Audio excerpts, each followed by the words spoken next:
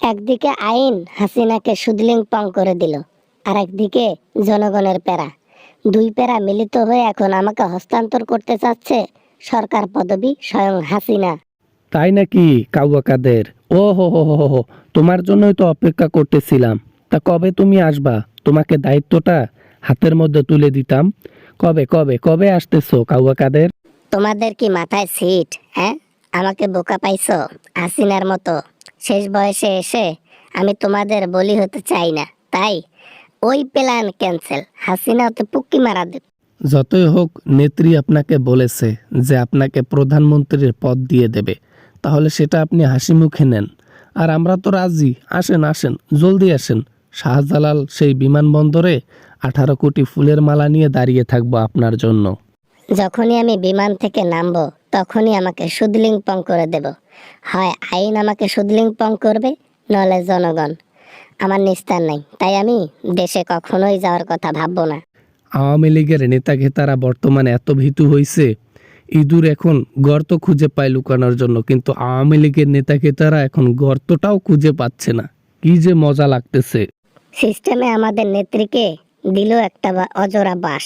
হ্যাঁ, তাও আবার বিবাহ বার্ষিকীর দিন। কি ট্যালেন্ট রে বাবা! ডক্টর ইউনূস এখন মাল, এটা আমাদেরকে মানতে হবে। এমনি এমনি তো তাকে প্রধানমন্ত্রীর দায়িত্বটা সঁপে দেই নাই, মাথা এবং বুদ্ধি থেকে কিন্তু দিয়েছি।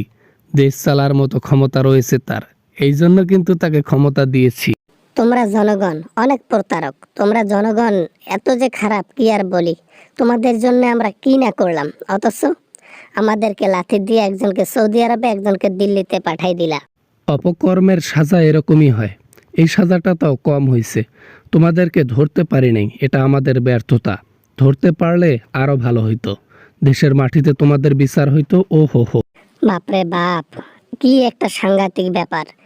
1 ঘন্টা 2 ঘন্টাও লাগলো না সরকার পতন করতে।